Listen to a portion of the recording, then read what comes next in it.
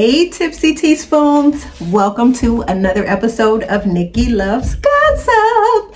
Yes, with your good gossiping girlfriend Nick here to just let's get into it, teaspoons. We really have to get into it. We are talking Real Housewives of Potomac, the final part of the reunion, episode 3, part 3 of the reunion. Want to get into that. In my honest opinion, and you guys comment, talk your shit in these comments, because that's what this is all about. So in my most humblest of opinions, I truly feel that this reunion could have been wrapped up in one goddamn episode, okay? Like, when I say this reunion was not giving us what it was supposed to give. For the high yellow heifer hooligans to act, yes, Gizelle, Robyn, I'm speaking of you both, because what you guys have done and continuously done throughout these past 8 seasons has just been classless and colorist behavior. The way that you all have treated these darker skinned women, it's been disgusting. And yes, I am jumping on the bandwagon. Hashtag cancel Real Housewives of Potomac, boycott Real Housewives of Potomac, whatever the people is calling it down on Beyonce's internet. I am here for it. Gizelle and Robyn, for these 8 seasons, have totally just gaslit us all. Never being held accountable, always coming for marriages. If we remember when Robyn was going through her tax issues and she wanted to keep as hush-hush about it. She was like, owing like $90,000, and she was just trying to be, like, not trying to give us too much, but because it was public record, like, we could just easily pull this stuff up. So she was just trying to, of course she was crying, she was sad about it. But my thing is like, when Karen started questioning her about her finances, Robyn wanted to take offense and wanted to aggressive, because yes, Robyn, you are very much aggressive. We have seen it. You could try to say that you are not, but we have seen it. So it's like when Karen called your ass to the carpet, you really tried to like come with these fake little ass tears, when let's not forget when Karen and Ray were going through their whole tax situation. You actually had the audacity to call her out to eat, where you just boom, hit her with this article. Oh yeah, well, the people down here at this article is saying that you and Ray is going through some serious shit. So it's mighty funny that when you find yourself stepping in this same shit, you don't want to be held accountable. You don't want to talk about it. You want to shed these tears so the people could feel sorry for you. Robyn has just given us nothing. These entire 8 seasons, she has totally given us nothing. All we have walked away with is just seeing Robyn as a delusional just sidekick.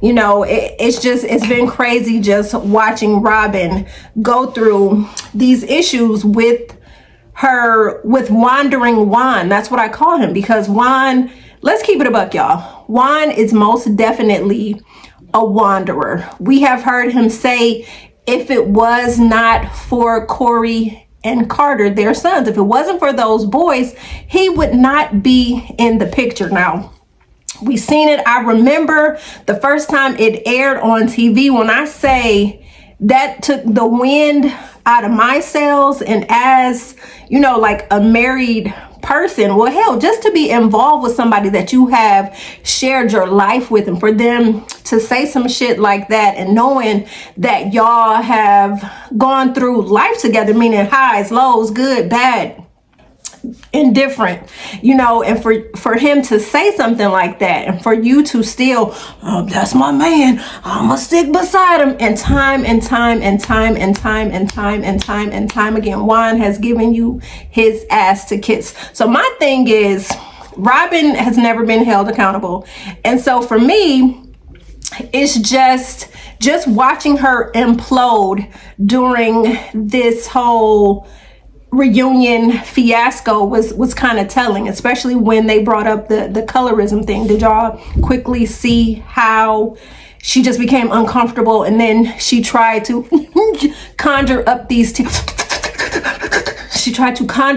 tears that would not fall. Now, the only people that I see being uncomfortable talking about colorism or talking about any type of discrimination and prejudices are white women. They truly get uncomfortable when you bring those topics and issues up. That is taboo for them. We're not talking about it. They will cry. They will deflect. And so for me, when they called Robyn to the carpet to talk about colorism, that I was so uncomfortable. I can't, whereas Candace, the darker colored woman, she said they talked about a variety of things in her household growing up, and so colorism was most definitely one of those things. So Candace was just under the impression, hey, if we're talking about it in my household, this has got to be, it is a topic that plagues the Black community. So she just figured, hell, we talk about it. I figured everybody else talks about it too, because it is running rampant. I see so many times where so many people are really trying to defend Robyn and Gizelle's actions, and it's just like they have been totally and utterly disgusting since they have been on the show. For them to question Katie Ross's heritage, and them also to question, remember when Ashley first got on the show, they was questioning like, hey, what are you mixed with, and everything like that. And then it's funny that whenever brown skinned woman, i.e. Monique, comes into the picture, Gizelle takes it upon herself, feeling that she is queen bee, that she can go ahead and start the hazing. Like Karen said, Gizelle just gotta haze every new woman that comes into the group. And we saw when Monique was introduced on the scene, the ladies were having a tea party in the foyer of the one hotel, and so Monique came into the group, and the first thing Gizelle had to talk about was calling her bun a Princess Leia bun. And the way she just looked at her, like, Gizelle really just looked at Monique like, how dare you try to infiltrate my stuff, you low class, low brow individual. How dare you try to grace me, the queen bee, with your meager presence. And so I just thought this shit was so funny when they were talking about homes, and Monique was like, oh, Gizelle, oh, you don't have a home? And Monique hit her with I have 4, not 1, not 2, not 3, but 4, baby. Yes, I've got 4 homes. And so from then on, it was just like Gizelle tried to put it out there that Monique was being braggadocious. No, ma'am. You tried to insinuate that this woman did not have a home. You tried to insinuate that this woman was classless and ghetto and loud. And Monique was trying to do, baby, was get in where she fit in. But because she didn't have the complexion for protection, there was no way. And so then we watch how little seeds of doubt was planted. Remember how cool Monique and Candace used to be? And then Ashley, with her Weasley wormy ass, infiltrated that situation, and it actually broke that friendship up. And so how Monique and Ashley started getting back cool was, Ashley had, apologized for, y'all remember when Ashley and Monique was out throwing them drinks back, and Monique supposedly got sleepy behind the wheel, and then remember she ended up crashing her car. So Ashley tried to put it out in the atmosphere that basically Monique got drunk, crashed a car, and so it was just a stigma about Monique that, around that time. And then we started to see how Candace and Monique's relationship started to slowly deteriorate because, of Ashley and her other light-skinned sisters just doing little things. And then next thing you know, we have Candace and Monique just boom, like just because remember Monique and Ashley started to grow back together as friends because Monique had a miscarriage. Ashley had a miscarriage, and then remember Monique was pregnant. So she and Ashley had apologized, for those comments, and then she and Monique started to mend fences, and Candace really did not like that. Like, how could you? So I really feel like Candace got upset that Monique and Ashley had, hammered out their differences and they was back being cool. And I feel like Candace was jealous of that and she didn't like that. So they took that as a prime opportunity to see a rift in this brown girl magic friendship. So there you have the situation with Monique and Candace getting into that altercation that ended with, Monique leaving the show. But I feel like that was the prime time. Gizelle was and Robyn, they were so elated because they were trying to figure out how the hell they gonna get this brown skinned woman who was reading them for filth. They really just wanted to figure out how the hell they was gonna get this brown skinned woman off their show. So with that whole situation, Gizelle had the women right where she wanted them. So i.e. Monique decided, not really sure if Monique was kicked off, but Monique decided to leave. She left the show. So that left Candace open. So we know Candace then started forming a friendship with Robyn and Gizelle. Then they got cool, and then next thing you know, they're not cool. And now Candace is on the outs and has been on the outs. And the way that Andy has treated her this whole reunion, these past few reunions, it's been kind of just a little disgusting that Andy has been listening to his light-skinned friend Gizelle and has been going off what she says. Because my thing is like, how dare you call producers in to talk to Candace about how she talks to you? Ma'am, no ma'am, absolutely not. So for us Candace lovers, us seeing Candace seeming more dialed back, seeming more, not being able to give us, not today Satan, not today neck, not today ankles. I missed that Candace, this reunion, and I was wondering, like, I could not put my finger on it, but I'm like, Candace she is not reading for filth. She is not dragging. She's not pulling these and snatching these wigs, snatching these edges. Like, what the hell is going on? So then to see to see that Gizelle had the caucasity to go to Andy and these higher ups and tell, I think and I feel like the conversation, I feel like Candace has been mean to me. She said those things, remember, she called when we were talking about colorism and she made me feel a certain kind of way. And I don't feel like she should be able to talk to me like that.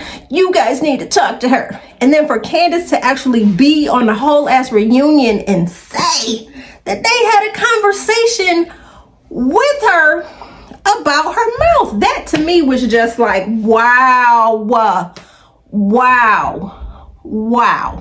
Gizelle has that much power that she could go to these producers and tell them to tell Candace, you can't talk to me any kind of way, but I can say what I want to say to you and not be held accountable. But if you think for 1 second that you're gonna open your dark ass mouth and say what you want to say to me, think again. So Gizelle, yes, in that instance, you are a Karen. The reunion is time. It's a no holds barred. It's the gloves is coming off. Kiki, you may have got one over on me during the season, but guess what, bitch? I'm about to eat your ass up. So come on and get this read, get these reads. Let me clear you. Let me clock you. Let me do whatever it is I need to do so you will know how I feel about you and where we stand. And for me, Candace was just not given. And I really feel like the producers, again, like I said, Andy, producers, y'all ain't shit for the way that y'all have treated Candace and treated Mia and allowed Mia and Robyn and Gizelle to say whatever they want to say to Wendy and Candace. Like, how dare you? Like, are y'all, what the? And for those of you who don't believe that that was not intentional or that wasn't that's colorism behavior right there. Y'all go ahead and I'm so tired of people saying, well, Candace is colorist towards Gizelle and Robyn. No, absolutely no. No. Brown skin and dark skin people who face discrimination from lighter hued people, i.e. the negras that look Caucasian and have the complexion for protection. They are the ones that hold the power, because you all know we live in a society where white is right. It is demure. It is pure. And if you black, you best step back. Get to the back of the bus. Get to the back of the line, because what you not gonna do. You know what I'm saying? So Gizelle pretty much flexed that, and that for me was just kind of like, you low down dirty. You get ate up every reunion, and you just said, please, I can't. So Gizelle had to go and throw herself at the mercy of the producers to tell them to please protect her, because this dark skinned chick, read me fulfilled, and she done made these t-shirts and people are selling them. And yeah, so the people, yes, we the people have come for you in these comments. And for y'all not to believe that this is classless and colorist is so crazy to me. Like when we saw the fight. Now, for all of you guys know, Gizelle and Ashley, GNA, I don't know who's wearing it, but comment below if you're wearing GNA. Let me know. Does it fit? How's it making you feel? Is it making you feel like a Real Housewife of Potomac? So anyway, for the fight that happened at the fashion show, we all know that Wendy's homegirl, Kiarna, ended up having to get stitches. Like her whole forehead was split open because, again, Ashley's light-skinned friend, Sesame Street, Deborah, had to go and just put herself in Candace's space and in Candace's face. So for those of you who don't know who Deborah is Ashley's little tag-along sidekick who is doing the most to audition for a spot. I really believe like Deborah has really been putting herself out there to audition, to show the people what she can give.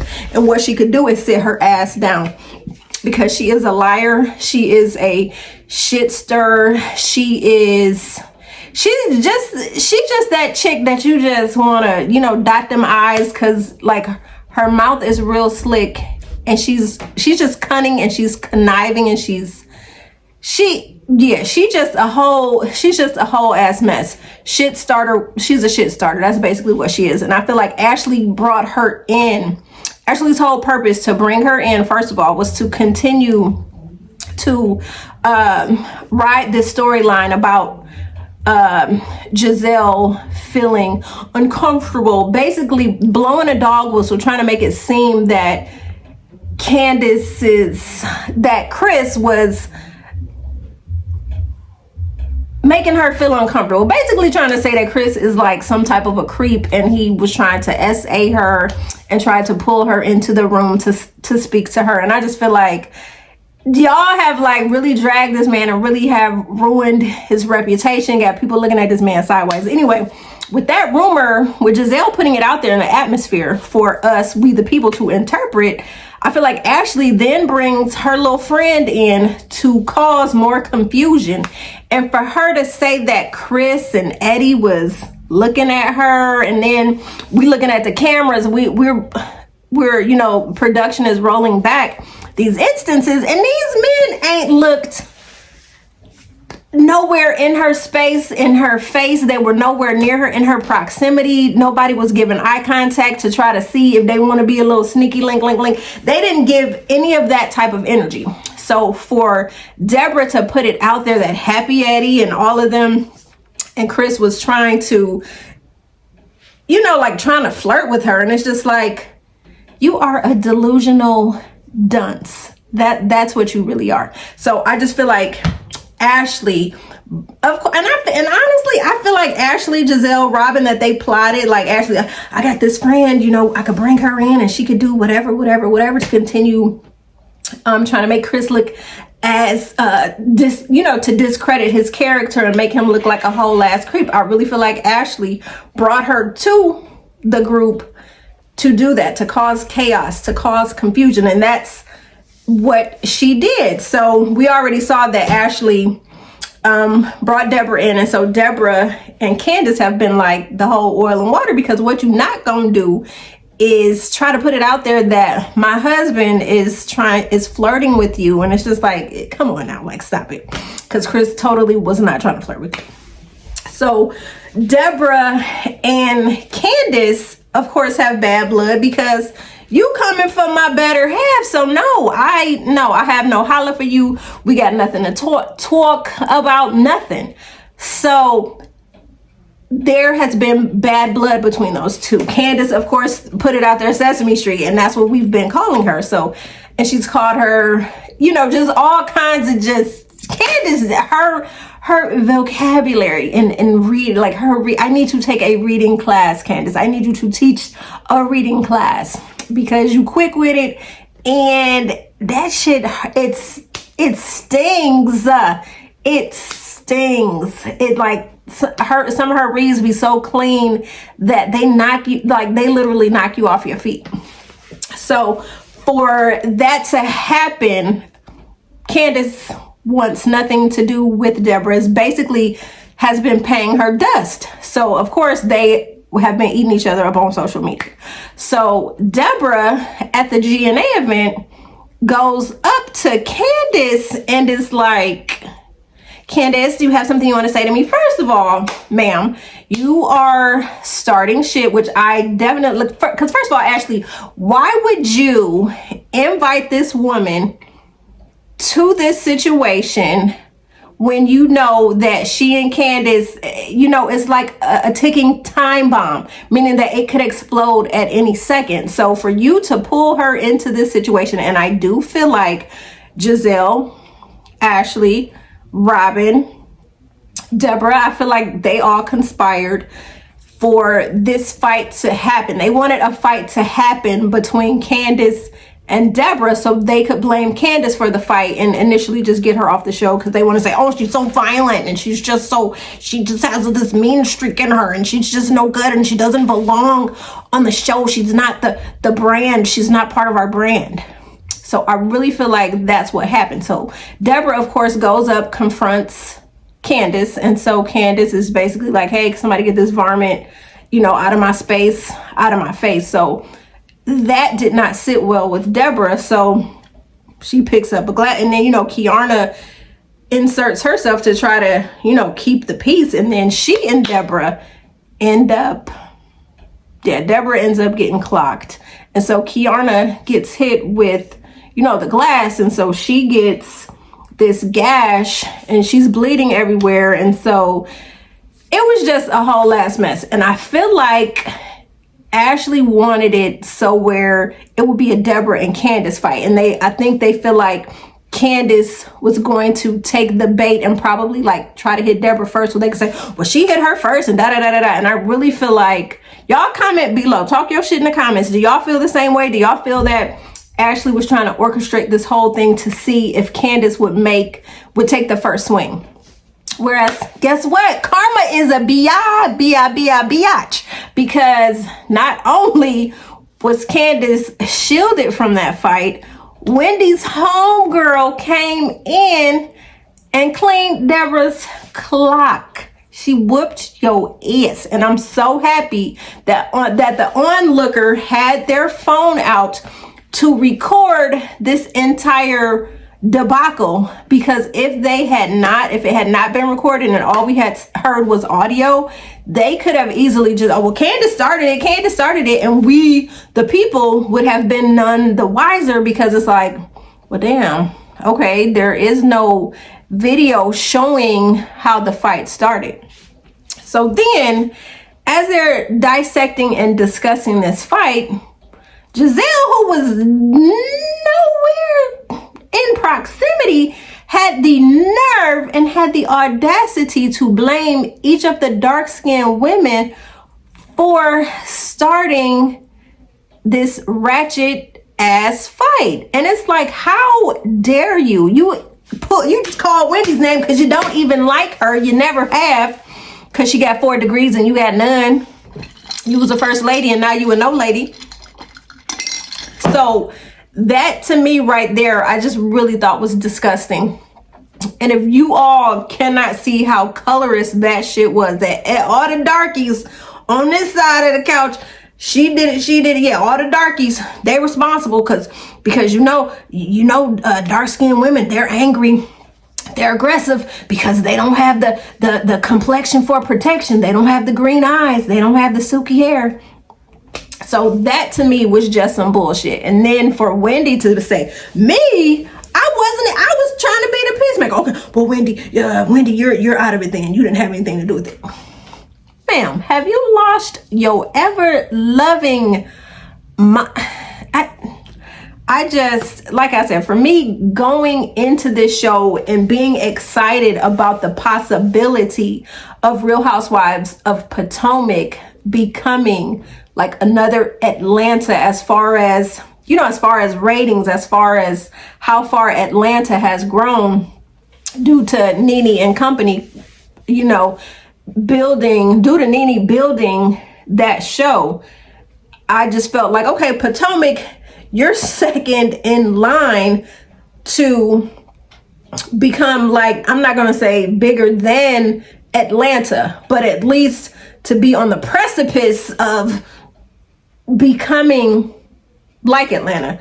And that is just not the case. There's so much chaos and so much, it was just a whole just dumbass just situation. Just watching these 2 women, well, not even 2 women, but all these light-skinned women just come for these dark-skinned women it's just been a whole ass mess. And then Karen is like, I love Karen to death. I do. She, for me, is like, she's the mother, MUVA. She is the mother of the ladies. And she is, she is the level head.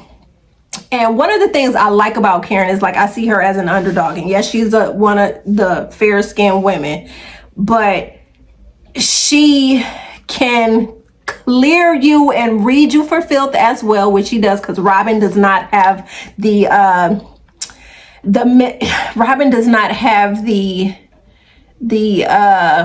witty, she does not have the bandwidth to verbally spar with Karen. Karen, that's light work for it. Robyn is total light work for Karen. So it's so easy for Karen to eat Robyn up and have Robyn's head spinning to where it's like, oh shit, I don't even have a rebuttal. I can't even say anything back. And it's like, whoop, Karen hits you that fast that Robyn gets knocked down so fast that she stands back up, but she's dizzy because she cannot verbally spar. Like, she can't do it.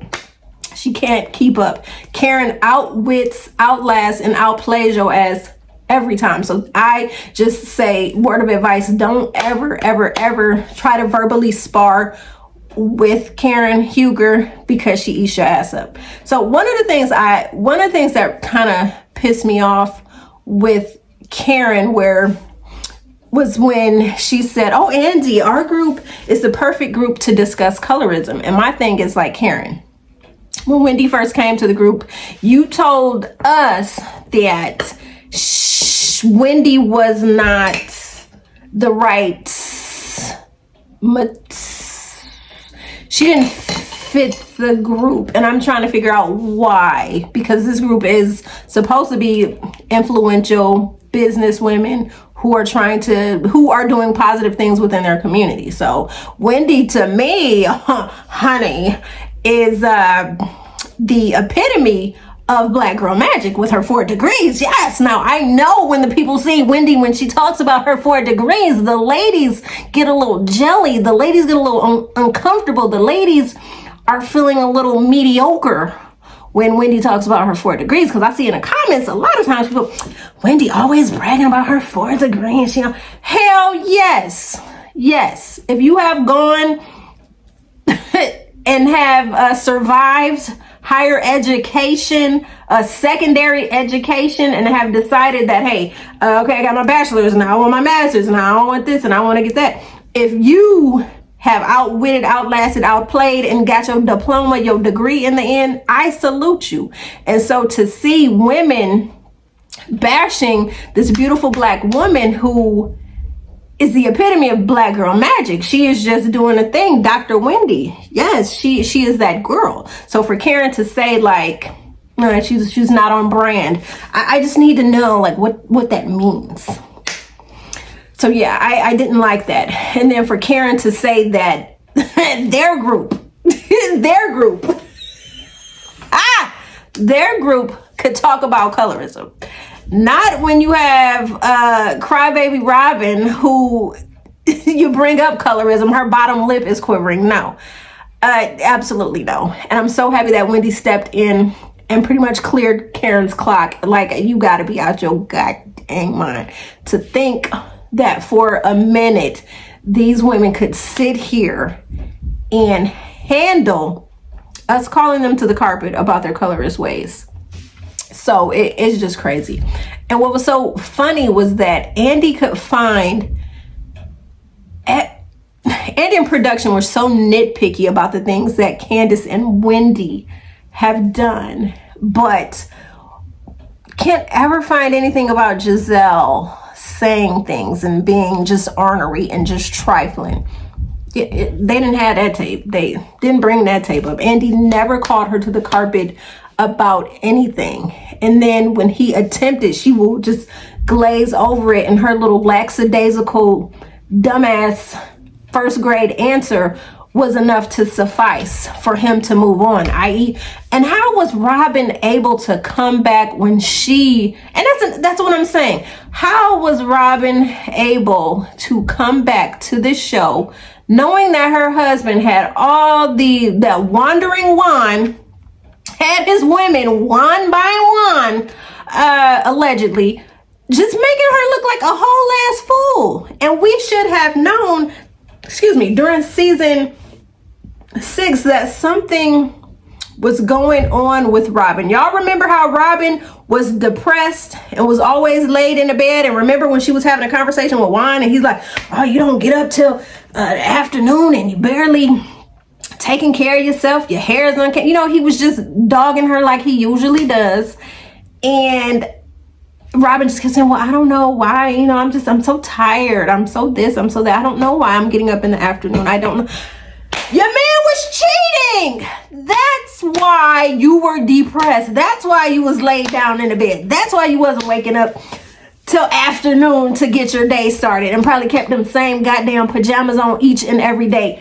That, if you would have just came and told the people, Juan has been doing some fuck shit, and if you would have shared it off the back, the people would have been on your side. The people would have been like, well, damn, that's kind of crazy, seeing as you've been holding him down all these years when he is losing jobs. You have been there holding him down. But I'm gonna be honest, I feel like Juan is tolerating her because they have kids together.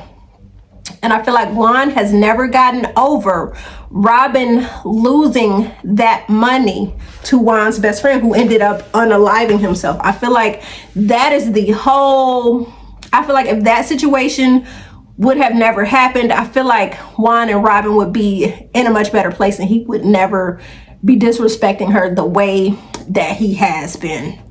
So it's just been a mess. And then you got the new chick, the Wendy 2.0, who's come on the show, and her whole vendetta against, well, you said you do know me. First of all, let's talk about that. Okay. NECA comes on the show, and Andy talked about how he wanted to bring her in through Wendy. Now, Wendy said that they had been around the same circles, but they didn't have a personal relationship. And so NECA's like, well, I've met her several times. We have spoken. Just because we happen, that's just like me growing up where I grew up. Or, okay, me being in high school where I went to high school. Plenty of women I went to high school with. I may have seen them in passing, walking down the hall. Hey, how you doing? How you doing? Da da da da da. Then, as we graduate and seeing each other around the city. Oh, hey girl, how you doing? Yeah, da, da, da, da. Okay, seeing each other at the reunion. Hey, how you been? How you doing? I know of you. I don't have a personal relationship with you. It's not like I have your phone number and can say, hey girl, hey boo, guess what? I'm throwing a little shindig. I want you to come by, come through, bring a bottle. Let's kiki. Not the same thing, NECA. Not the same thing. And then for you both to be Nigerian descent, you guys could have come in and Black Girl Magic, the light skin. It would have just been a fun thing to watch. But no, you came in with this vendetta. You jumped on the light skin train, and these women did not even save you. And then you didn't really even talk during the reunion, so I'm wondering why you were even there. Like, I know you're part of the cast, but honey, you was a castaway at the goddamn end of the couch. So much so, what, maybe you had 3 minutes to speak? You are very forgettable. We the people could not. It's a no for me. And I'm happy to hear that she has been fired. Robyn has been fired. Then had the audacity. Robyn, again, going back to you. You don't tell we the people that Juan was dealing with Miss Canada. Now, y'all make this story make sense, okay? Juan was inboxing a woman. They met during COVID because he was bored. He didn't have anything else to do. He met this woman. They were inboxing. Of course, an emotional affair had developed. She comes to the city. Now, why are you coming from Canada to Baltimore? So he tells her that Miss Canada came to see her Baltimore Ravens player. Now, how many NFL football players you know ain't what? That is the dumbest shit I've ever heard. So she was coming to town to see a Baltimore Ravens player. The man ain't pay for your ticket. So then you're at a casino. You lose your wallet. You call Juan. And out of the goodness of his blessed heart, he comes to the hotel where you at and pays for your room. Make that make sense. So he paid for her room and he ain't go in the room with her. He ain't join her. Out the goodness of his heart, he done signed the goddamn receipt and said, here you go. Nice to see you. Hope you get home safely. Then we see Juan with Coach Bree. And remember, Karen, see, y'all be trying to come for the Grand Dame. And the Grand Dame have to let y'all know what y'all not gonna do. Remember, when Karen said the woman that Juan was seen around Georgetown with, she said, looks like me. And then remember, the shady ass producers drew this crazy ass picture of Karen. And so for the whole, after that season, we were sitting around looking at this picture of Karen. And then when we see Coach Bree looks more like Karen than Karen's own daughter does. So then Juan is allegedly seen around town with Coach Bree. They caught doing laundry. It's just a whole kerfluffle debacle. And Robyn, I'ma stick beside him. Yeah, I believe him. Please make that make sense. Make it make sense. That's the dumbest shit I've ever heard. Because what you not gonna do is make me look stupid. That's what you not gonna do, sis. That's what you not gonna do. So Robyn, don't tell us what's going on, but she and her reasonably shady sister want us to pay, and she gets behind the paywall and she making the people pay $5 for her to tell this cockamamie story that she could have been upfront and told us with. Ma'am, you all are on reality TV. You are supposed to be open, honest. Your life is supposed to be an open book, and we the people are supposed to dialogue, dissect, and discuss the shenanigans happening in your life. If you don't want that, don't sign up for that show, giving people like me the opportunity to sit down in my studio to talk about it. So it's just a mess for me. And for Mia now, dear God, to be the face of, no, absolutely not. And then we see her new man, Ink, did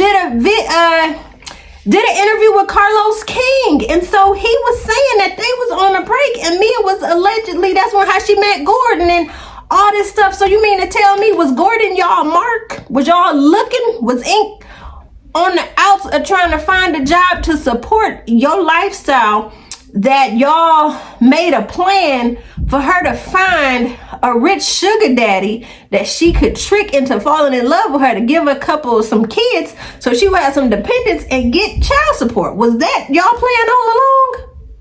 Was Mia supposed to be in a marriage for X amount of years and then say, oh, me and Ink reconnected and now we back in love, and was that the plan all along? Because Ink, we saw some snippets from Carlos King interview where Ink was saying that he knew something was funny when Gordon had bought her a car and the mail was coming to his house, the house that he shared with Mia. That mail was coming to their house. So Mia is gonna turn that show into Love and Hip Hop Potomac. That's basically what's gonna happen. Love and Hip Hop Potomac. I don't know, y'all. It's time, in my opinion, to so Wendy 2.0, Miss Nneka, go to Married to Medicine. Maybe they'd take you down that way, and maybe we the people could find a reason to like. You might give us something to like. I don't know, because you're forgettable, and you coming on here with this whole weird witchcrafty shrine type of just anything that is not of Jesus is like, that was crazy. So she's gone. Robyn's gone. Candace is gone. Congratulations to Candace and Chris, who are expecting their first baby together. So Candace is out. I would say Gizelle needs to be next. She has no storyline. She has continuously come for these marriages. She has lied. She has played puppet master for so long, and we the people, we're tired. We're tired of your shady shenanigans. You have come for all of these husbands, wives. You tried to insinuate that Happy Eddie was cheating on Wendy, and that's why, because y'all remember when Wendy first came, Wendy ain't have Happy and Ness, and her ass wasn't as prominent as it is now. So you tried to put it out in the atmosphere that Eddie was allegedly cheating with a colleague, and Wendy's confidence was low. So that's what caused Wendy to bounce back and snap on y'all asses. You talked about that. Then you tried to say that Monique's ex-husband, Chris, was not the father of their youngest son. And so you tried to put it out there that maybe Monique's youngest son's daddy was her personal trainer. You put that into the atmosphere and let your little puppets did what they did with that story. What else have you done? You tried to come for Katie, but Katie ate your ass up each and every time. Then with Chris, this whole SA situation, that you have continuously come for these marriages, come for these happy homes, and it's been disgusting. And my thing is, I feel like one of the reasons that Gizelle did not like Monique, because she just figured, how dare you hood rat from wherever Monique is from, I can't even remember, but how dare you hood rat live the life of luxury that I was supposed to live with Jamal. So I really feel like Gizelle was jealous of Monique because she feels like Jamal should have given her everything that Chris gave to Monique, minus the extra women that Jamal allegedly was fooling around with while she was first lady of that church. So I really feel like that's one of the reasons why Gizelle has always been jealous of Monique. And hell, just jealous of any woman that got a man. And we already know that Sherman was probably a good relationship. You seemed a lot happier when you was getting dick down. This relationship with Jason, we already know Jason likes the white women. You not it. And it was just so cringy to watch you pretend that was your man. That was just like, that just made me just violently ill just watching you interact with him because it was just so fake. Like, no, it wasn't real, it was fake. So I don't know, like, just Gizelle needs to go. Wendy should stay, and I feel that Karen should stay, and I say bring Kay back and sprinkle in some new people. Ashley, you're so unforgettable. I don't even want to just like talk about you. Just continue rubbing Michael's feet, because that's pretty much all you're good enough for. So y'all talk your shit in the comments. How do y'all feel about this?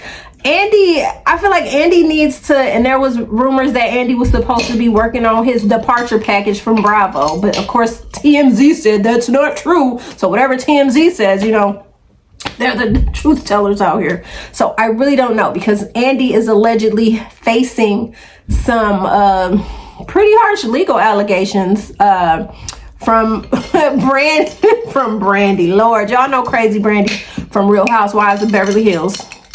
She is saying that Andy sexually harassed her. And then we remember Leah McSweeney from Real Housewives of New York is saying that Andy was encouraging substance abuse. And y'all know that Leah has lived a hard life and she was, you know, clean and sober.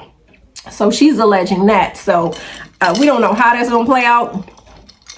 Honestly, I just feel like Andy is not good for the Bravo brand.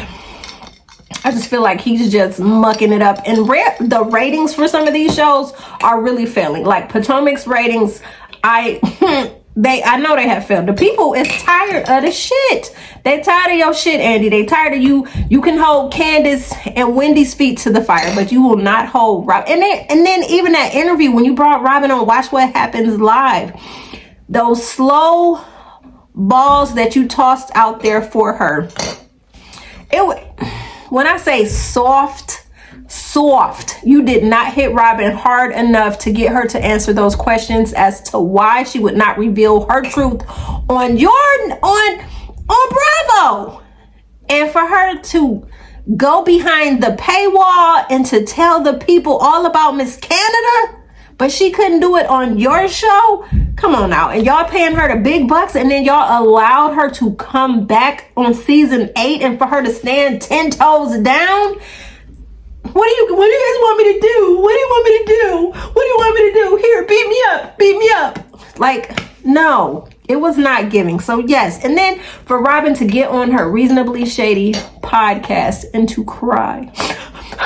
We've just been doing this for 10 years. I remember 8 years. I remember when we first met. We met at this, they met at a charity thing, and y'all met, and y'all was laughing at the fact that y'all met because y'all was people watching and talking about the people.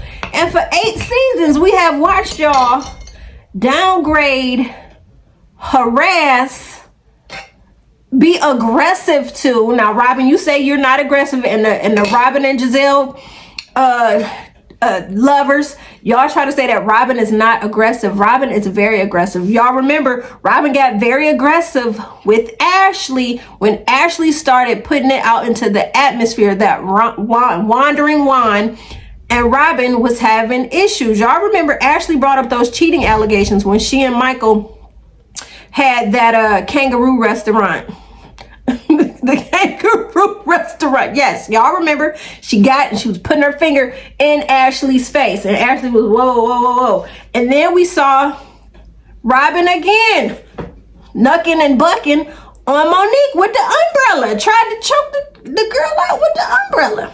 That was a second time Robyn was aggressive. The third time Robyn was aggressive when Sharice had to hold her back. Y'all remember that was the same episode where Gizelle brought those dumbass, Chris made me feel uncomfortable. That was the same day they were at that spa or wherever they were, and y'all remember it was there that while Robyn, Sharice, Wendy, and Karen were sitting out in the lobby talking because they were going back and forth about why Robyn didn't invite the dark-skinned kids, Wendy's kids, to the family fun day. They was talking about that. And Gizelle and Candace were in the room by themselves talking about, and I think Ashley may have been there, I really can't remember. But that's when Gizelle brought that bullshit to Candace about Chris. and then you, Robyn, and Wendy got into it. And so you stood up first, and then, you know, Wendy standing up like, I mean, what's up? And it was to the point that you were approaching Wendy, that Sharice stepped in between you guys, and she was trying to hold you back. She did put her hands on you, but then you called her on the phone, and you tried. And Sharice is such a good friend. She will hold you down blindly. No, I didn't have to hold you back, Sharice. You did. So, Robyn, those are just 3 times where we, the people, can recall you being aggressive towards the darker skinned women. So, y'all, talk your shit in the comments. Will you guys be boycotting if Gizelle is allowed to come back with her shenanigans? Because it's like, come on, y'all. Gizelle, you don't have a man. You don't have anything going for you. Like, what is she going to give us? At least with this new season coming up, we know that Mia is going to continuously pimp out her kids and pimp out this storyline about how she's being a good ex-housewife, and how she's taking care of Gordon with his issues. And then that's going to be Mia and G's storyline for season 9. And then you got Karen, who was driving with the DUI and crashed into a tree and was saying she was missing her mama, and that's why she crashed into the tree, and because Mother's Day is coming up. Karen, just be honest. Driving under the influence, just, hey, maybe you and one of your friend girls was kicking back and y'all was having a good time, and you had one too many. It happens to the best of us. It happens. You could have called an Uber. You could have done anything that could have caused you this, but at least you got a storyline going into season 9 if you decide to come back. So, teaspoons, that's all I got for now. Make sure y'all like, share, comment, subscribe to my channel. Yes! Y'all know y'all want to be part of the good gossiping girlfriend tribe. Come on, come on, come on. Until next video, your good gossiping and sipping girlfriend Nick is out.